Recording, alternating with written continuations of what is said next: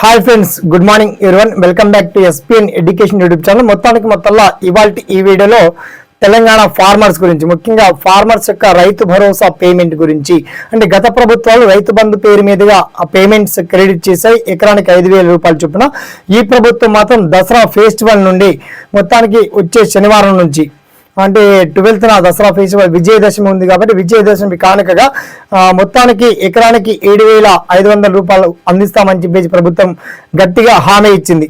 అయితే నిజంగా ఈ రైతు భరోసా పేమెంట్ క్రెడిట్ అవుతాయా? దసరా ఫెస్టివల్ దాటినాక కూడా సాధ్యం అవుతుందా, సాధ్యం కాదా, సాధ్య అసాధ్యాల గురించి, అలాగే రైతుల యొక్క మనోవేదన గురించి, రాష్ట్ర ప్రభుత్వం తీసుకుపోయేటువంటి నిర్ణయాల గురించి, అండ్ ఆల్రెడీ ఈ రైతు భరోసా పేమెంట్ యొక్క మార్గదర్శకాలను కూడా ప్రభుత్వం గైడ్ లైన్స్ కూడా రిలీజ్ చేసింది కాబట్టి ఆ పర్టికులర్ డీటెయిల్స్ ఏంటో మనం షార్ట్ అండ్ క్లియర్ కట్ గా తెలుసుకుందాం. ఓకేనా?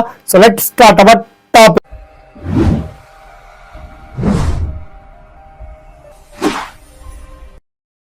మొత్తంలో చాలా మంది ఇప్పటికీ వానాకాలం సీజన్ ఆల్రెడీ గడిచిపోయింది.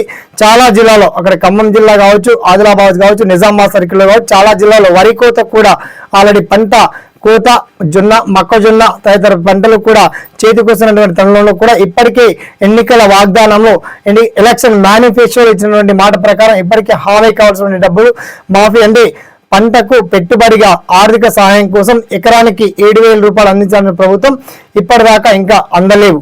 అయితే గత ప్రభుత్వాలు చేసినటువంటి తప్పిదాలు, అంటే గుట్టలు ఉన్నటువంటి ప్రాంతాలు కావచ్చు, రోడ్లు కావచ్చు, భవనాలు కావచ్చు, పర్వతాలు కావచ్చు, ఇటువంటి ప్రాంతాలకు కూడా వందలాది ఎకరాలకు ఉన్నటువంటి వాళ్ళకు కూడా రైతు బంధు పేమెంట్ పడ్డాయి.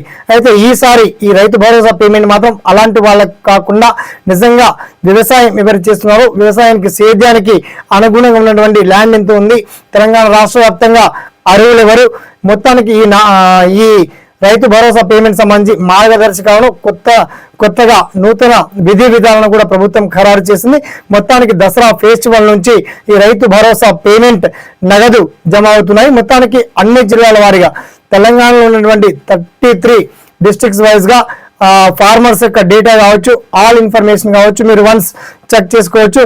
అలాగే గత ప్రభుత్వ హయాంలో ఎంతమందికి రైతు బంధు పేమెంట్ అందాయి, వారి యొక్క వివరాలు కూడా ఉన్నాయి.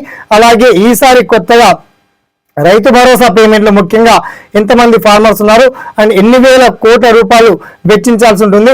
అయితే మినిమం 5 acres వరకు ఇస్తే బాగుంటుందా, 10 acres ఇస్తే బాగుంటుందా, ఆ చర్చకు కూడా తెరదించింది ప్రభుత్వం. మొత్తానికి మినిమం 5 acres వరకు ఫైనల్, అలాగే మాక్సిమం 10 acres వాళ్ళకి లాస్ట్ ప్రతి ఎకరాకి 7,500 రూపాయల చొప్పున ఈ పేమెంట్ మాత్రం నగదు మీ అకౌంట్లో క్రెడిట్ కాబోతున్నాయి. అయితే ఈ నిజంగా ఈ స్కీమ్ తెలంగాణ రాష్ట్ర వ్యాప్తంగా రైతు భరోసా పేమెంట్ సక్సెస్ అయ్యేనా కాదా, దీనికి సంబంధించి ప్రభుత్వం 5 ఎకరాల వరకు పరిమితం చేస్తే బాగుంటుందా, లేదా 10 acres వరకు పరిమితం చేస్తే బాగుంటుందా, మీకు వచ్చేటువంటి ప్రతి ఈచ్ అండ్ ఎవరీ డౌట్స్ ని వన్స్ మీ ఒపీనియన్ ని కామెంట్ సెక్షన్ లో గుర్తు చేయండి.